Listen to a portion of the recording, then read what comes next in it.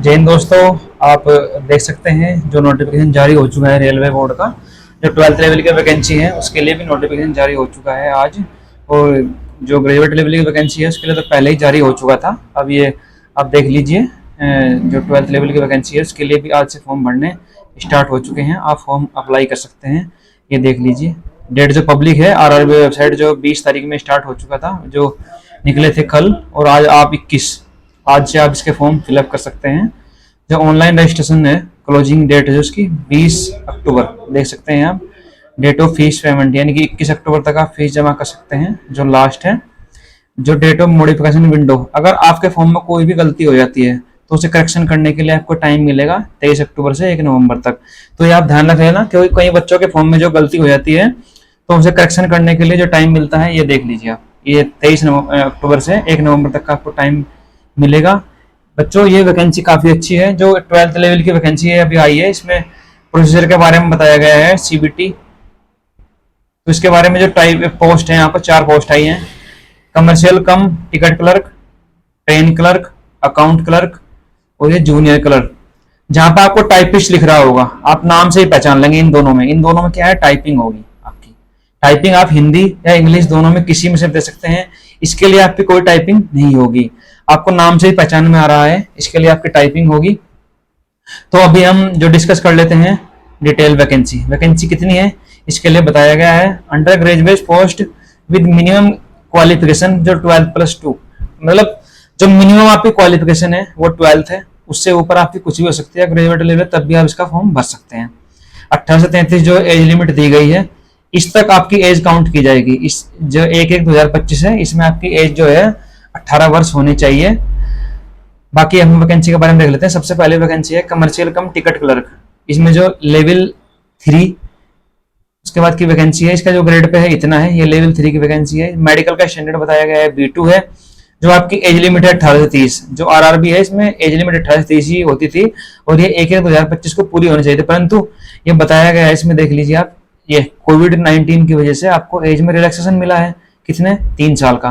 तो जो जनरल के लिए एज लिमिट है 18 से 33 वर्ष है, बाकी आपको कैटेगरी के अकॉर्डिंग छूट मिल जाएगी। ये टोटल वैकेंसी बताई गई है। फिर सेम इसमें सेकंड है अकाउंट क्लरिकल कम टाइपिस्ट, इसका लेवल 2 की है, इसका ग्रेड पे है, इसके टाइप है मेडिकल का, इसकी 18 से 33 सभी के यही एज लिमिट है, ये वैकेंसी देख सकते हैं। फिर ये जूनियर क्लरिकल के लिए है, इसके लिए सेम एज लिमिट है और ये इसकी वैकेंसीज है। फिर ट्रेंस क्लर्क, इसके लिए आप देख सकते हैं, इसका ये बेसिक पे है, इसका लेवल है, एज लिमिट वही है 72, सबसे कम वैकेंसी इसी के लिए है। आपको देख के ही पता लग जाएगा, देखो ये अकाउंट क्लरिकल जूनियर क्लरिकल कम टाइपिस्ट, इसके लिए आपकी टाइपिंग होगी। सबसे पहले CBT 1 होगा, CBT 2 होगा। जो बच्चे टाइपिंग वाले हैं उनका टाइपिंग भी होगा। इन दोनों के लिए अगर आप अप्लाई करते हैं, इन दोनों के लिए, तो आपका CBT 1 CBT 2 typing, document verification, medical होगा। अगर आप इन दोनों के लिए अप्लाई करते हैं, ट्रेन्स क्लर्क और कमर्शियल कम टिकट, इसमें आपका CBT 1 CBT 2 और डायरेक्ट आपका डॉक्यूमेंट वेरिफिकेशन मेडिकल होगा, टाइपिंग नहीं होगा। ठीक है, अगर आप इन दोनों के लिए भरते, टाइपिंग जरूरी है। अगर आप इन दोनों को प्रेफरेंस में भरते हैं तो आपको टाइपिंग देने की कोई जरूरत नहीं है, बाकी प्रेफरेंस भरनी पड़ेगी। आपको आगे बता देता हूं मैं, ये देख लीजिए, आगे पता लग जाएगा। जो एज लिमिट में रिलैक्सेशन है उसके बारे में बताया जाएगा। बच्चों ये वैकेंसी जो है काफ़ी दिनों के बाद आई है। जो रेलवेज की वैकेंसी 18 जो 19 है, इसमें इसके पहले आई थी, उसके बारे में बताया गया है। अब देख लीजिए, candidate can apply only 1 RRB, मतलब आप एक ही आरआरबी से अप्लाई कर सकते हैं। फिर इसने बताया रिजेक्शन के बारे में, देख लीजिए, लीड रिजेक्शन टू एप्लीकेशन, यानी कि आपके जो है फॉर्म को रिजेक्ट कर दिया जाएगा अगर आप अलग अलग आरआरबी से फॉर्म भरते हो। Eligibility to candidate will consider only strength, मतलब ये एलिजिबिलिटी के बारे में बताया गया है। इसमें आप थोड़ा सा पढ़ लीजिए इसके बारे में, ऐसा कुछ नहीं है, जो मैं जरूरी है वो आपको बता देता हूँ। इम्पोर्टेंट इंस्ट्रक्शन, ये आप थोड़ा पढ़ लीजिए इसके बारे में भी। इसमें मतलब इसमें यह बताया गया है कि आपका फॉर्म भरने के बाद में किस किस स्टेज में आपका पेपर होगा। कॉल लेटर के बारे में बताया गया है कि कॉल लेटर आपका वैसे नहीं आएगा, आप आरआर की जो वेबसाइट है आरआरबी की, उसमें विजिट कर सकते हैं आप। जो आपका CBT 1 होगा, इसके बारे में बताया गया है, CBT 1 से 15 गुना बच्चे जो सेकंड स्टेज यानी कि CBT 2 के लिए बुलाए जाएंगे। आप ध्यान से देख सकते हैं। फिर जो 8 गुना बच्चे टाइपिंग के लिए बुलाए जाएंगे CBT 2 जब पास करेंगे। अगर आपने टाइपिंग वाली पोस्ट जो मैंने बताई थी ऊपर, ये दोनों पोस्ट अगर आपने अप्लाई कर रखी है इन दोनों के लिए, ये क्लरिकल कम टाइपिस्ट, जूनियर क्लरिकल कम टाइपिस्ट, तो आपकी टाइपिंग भी होगी और इतने गुने बच्चे टाइपिंग के लिए बुलाए जाएंगे। यही इसमें बता रखा है यहाँ पर 8 गुना बच्चे। और फिर प्रोसीजर में कहा इसमें नेगेटिव मार्किंग भी है, 1/3 की नेगेटिव मार्किंग है। इसमें बताया गया है अगर आप CBT 1 और CBT 2 में दोनों नेगेटिव मार्किंग है। अगर आप क्वेश्चन को अटेम्प्ट करते हो गलत हो जाता है तो आपकी नेगेटिव मार्किंग होती है 1/3 की। अगर आप अटेम्प्ट ही नहीं करते फिर तो कोई जरूरत नहीं है। ये जनरल इंस्ट्रक्शन है, आप थोड़ा बहुत पढ़ सकते हैं इसके बारे में, बाकी ऐसा कुछ नहीं है इसमें। जो जरूरी है मैं बताता चलता हूँ आपको। फिर इसने यही बताया है कि इसके बाद में किस किस प्रोसेस से नेगेटिव मार्किंग होगी, फिर उसके बारे में आपका डॉक्यूमेंट वेरिफिकेशन होगा जिसको टाइपिंग होने के बाद में, फिर आपका मेडिकल होगा इसमें, इसलिए बताया है इसके बारे में। बच्चों इसने बताया कि डाउन मेरिट के बारे में बताया कि जैसे कि आप प्रेफरेंस भरोगे उसी के हिसाब से आपकी मेरिट लगेगी। ठीक है, ये पोस्टिंग के बारे में बताया गया है। जिस जोन से आप अप्लाई करोगे, जोन वाइज ये वैकेंसी है, जोन के हिसाब से आपको इसमें फॉर्म भरना है। बच्चों आप देख सकते हैं जितने भी जोन है आप एक ही जोन के लिए अप्लाई कर सकते हैं, अदरवाइज आप अन्य जोन के लिए अप्लाई नहीं कर सकते।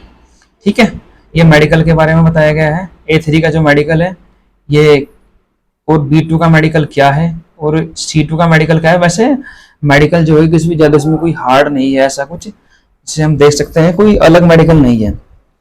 मेडिकल का लेवल थोड़ा नॉर्मल ही है, सब चल जाएगा इसमें, इतना कोई ज्यादा बड़ा मेडिकल नहीं होता इसमें। अगर छोटा मोटा कलर विजन भी है तो वो भी चल जाता है इसमें। अब आप में देख लीजिए एज लिमिट जो मैं पहले बताया था 18 से 33 वर्ष तो है, पर छूट मिलेगी आपको। अब देख लीजिए आप, अगर आप जर्नल हैं तो आपकी जो एज लिमिट 2/1/1992 से इसके बीच में होनी चाहिए। ठीक है, अगर आप OBC नून हैं तो आपकी एज लिमिट यहाँ से यहाँ तक होनी चाहिए। अगर आप SC/ST हैं तो 87 से यहाँ तक आपकी एज लिमिट होनी चाहिए। और फिर छूट बताया गया है आपको, अगर आप OBC हैं तो 3 वर्ष की छूट मिल जाएगी, या SC/ST हैं तो आपको 5 वर्ष की छूट मिल जाएगी। बाकी जो EWBC है उसमें जो PWBD हैं उनमें भी छूट दी गई है। आप देख सकते हैं क्या क्या इसमें क्राइटेरिया बताए गए हैं, आप खुद अपने हिसाब से देख लीजिए, इसमें कुछ ज़्यादा नहीं है। एजुकेशन क्वालिफिकेशन जो है आपकी, एजुकेशन क्वालिफिकेशन 10th लेवल की है इसमें। ठीक है, इसकी जो आपकी 10th लेवल है वो इसके जो डेट बताई गई है उससे पहले पूरी हो जानी चाहिए, वरना आपका जो फॉर्म अमान्य हो जाएगा। अब आप कर लेते हैं फीस की बात। जो फीस है इसमें, जो आप जर्नल और OBC के लिए 500 रुपये फीस है, और बाकी जो SC/ST EBC है जो इकोनॉमिकल बैकवर्ड क्लास है उसके लिए 250 रुपये की फीस जो है रखी गई है बच्चों। मतलब इसमें ये ध्यान से पढ़ लीजिए, out of this fees 500 amount जो है 400 शैल बी रिफंडेड। मतलब इसमें ये बताया गया है कि आपकी जो फीस है 400 रुपये रिफंडेबल हो जाएगी आपकी जर्नल और OBC की, और बाकी जो SC/ST है और EBC वाले हैं इनकी 250 का 250 पूरे वापस हो जाएंगे। इसमें जब फॉर्म भरते हुए आपको ध्यान रखना है कि आपको अपना ही अकाउंट नंबर देना है, इस चीज़ का आपको खास तौर पर ध्यान रखना है। ठीक है, ये मोड्स ऑफ पेमेंट्स के बारे में बताया गया है। आप ऑनलाइन जो कर सकते हैं भीम UPI से या फिर नेट बैंकिंग वगैरह जो भी आप चाहते हो। अब आप मैं बता दूं, ये इकोनॉमिकल बैकवर्ड क्लास में किसे रखा गया है, जिसकी एनुअल जो मंथली साल भर का है जो 50,000 रुपये से कम है उसे EBC में रखा गया है बच्चों। ठीक है, तो बच्चों थोड़ा धीरे धीरे जो सारा है पढ़ लेना आपको इसके बारे में। इसमें कुछ ऐसा कुछ है नहीं, जो इम्पोर्टेंट है वही मैं आपको बताऊंगा, ज़्यादा समय नहीं लूँगा आपका। आप देख लीजिए यहाँ से। अब हम CBT 1 के बारे में बात कर लेते हैं। CBT 1 में क्या क्या सिलेबस है, सिलेबस की बात कर लेते हैं। सिलेबस में देख लिया आप, CBT 1 जो आपका एग्जाम होगा, CBT 1 आपका पासिंग नेचर का एग्जाम होता है, पर वो पास करना जरूरी है तभी आप बैठ पाएंगे। पासिंग का मतलब है अगर सपोज कीजिए कुछ क्राइटेरिया रखा गया है उतने आपको नंबर आने चाहिए तभी आप सेकंड स्टेज के लिए जा सकते हैं। देख लीजिए आप, number of question, general awareness के 40 क्वेश्चन है आपके, एग्जाम ड्यूरेशन जो अब 90 मिनट मिलेंगे करने के लिए आपको, और मैथमेटिक्स के 30 क्वेश्चन है आपके, जनरल इंटेलिजेंस एंड रीजनिंग के 30 क्वेश्चन है आपके। टोटल नंबर ऑफ क्वेश्चन जो है 100 है आपके। हाँ, यानी कि 100 जो क्वेश्चन है आपको 90 मिनट का टाइम मिलेगा। और वही जो मैंने ऊपर बताया था नेगेटिव मार्किंग है। नेगेटिव मार्किंग जो फर्स्ट स्टेज है इसके बारे में। सेकंड स्टेज फिर आपका CBT2 है। फर्स्ट स्टेज का जो आपका सिलेबस है वो मैथमेटिक्स देख सकते हैं, नंबर सिस्टम, डेसिमल, आप इसे पढ़ लीजिए बच्चों। फिर ये जनरल इंटेलिजेंस एंड रीजनिंग है, ये इसका सिलेबस है। जनरल अवेयरनेस है, ये इसका सिलेबस है। सेकंड स्टेज CBT2 आपका जो उसके लिए बताया गया है, इसने ये कह रखा है सेकंड स्टेज से फर्स्ट स्टेज में क्या करेंगे 15 टाइम्स, यानी कि 15 गुना बच्चे यहाँ पर बुलाए जाएंगे बच्चों। ठीक है, ये आप ध्यान से देख लीजिए, वो बताया था मैंने पहले ये कि CBT2 में 15 गुना बच्चे बुलाए जाएंगे CBT1 से। ठीक है, जितनी आप वैकेंसी है उसके अकॉर्डिंग आप समझ लीजिए। जैसे कि 3400 कुछ वैकेंसी है तो लगभग 15 गुना करेंगे तो लगभग 51,000 बच्चे बुलाए जाएंगे CBT2 के लिए। आप सपोज करो 40 लाख बच्चों ने फॉर्म भरा है, 40 लाख बच्चों में जो फॉर्म भरा है वो तो भीड़ थी, और जो भीड़ छट चुकी है CBT2 में आके सब पढ़ने वाले बच्चे, यहाँ पर कंपटीशन थोड़ा टफ हो जाता है CBT2। तो आप देख लीजिए यहाँ पर जनरल अवेयरनेस सब्जेक्ट वही है आपका, बस क्वेश्चन बढ़ गए हैं, 50 हो गए हैं। मैथमेटिक्स के यहाँ 30 थे, 35 हो गए हैं क्वेश्चन।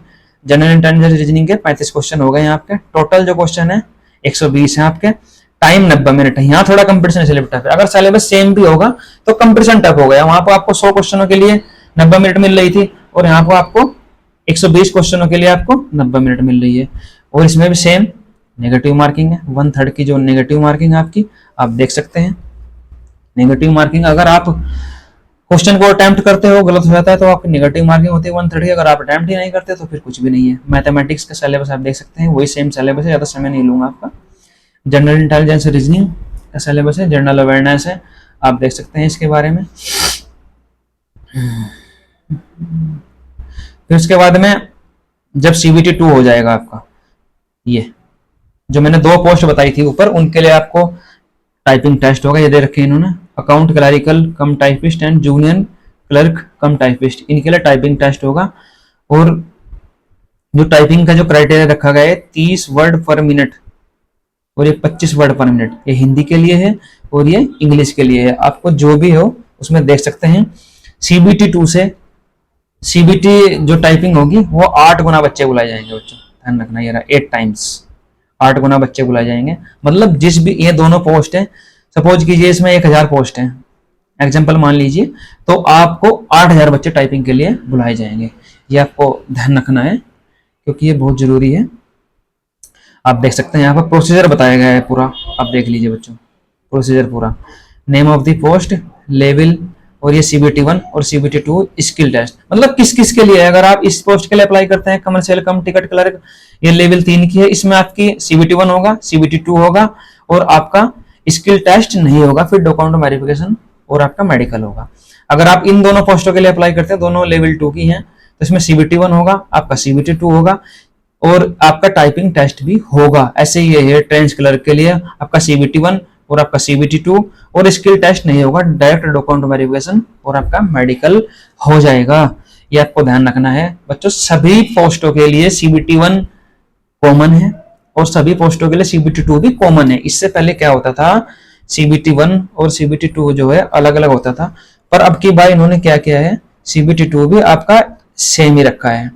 तो आप इस चीज का ध्यान रखेंगे, ठीक है बच्चों। ये आप मैंने बताया था कि आप एक ही RRB से अप्लाई कर सकते हैं।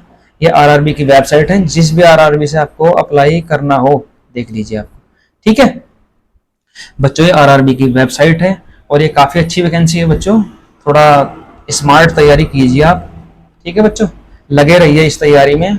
जो ग्रेजुएट लेवल की उसका तो पहले भी आ चुका था, 12th वालों को इंतजार था, और मैंने क्वालिफिकेशन के बारे में बता दिया गया है। अगर आप ग्रेजुएट लेवल है तो भी आप इसका फॉर्म भर सकते हैं, ऐसा नहीं कि 12th वाले ही इसका फॉर्म भरेंगे, आप दोनों इसका फॉर्म भर सकते हैं।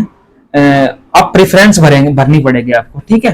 प्रेफरेंस का मतलब यह है कि आप जिस तरीके से आप चॉइस भरते हैं उस हिसाब से आपको जब नंबर आएंगे आपके, उस हिसाब से आपकी मेरिट लगेगी, ठीक है। जैसे आपकी आप सबसे टॉप की मेरिट तो इसी की रहने वाली है, ये देख लीजिए आप।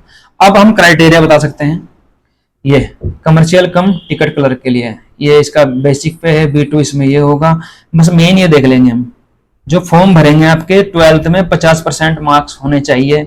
अगर आपके 50% नहीं है तो आप SC ST हो या फिर अदर EBC से बिलोंग करते हो, ठीक है। ये आपको ध्यान रखना। ये अकाउंट क्लरिकल कम टाइपिस्ट, इसके लिए दे सकते हैं आप, ठीक है बच्चों।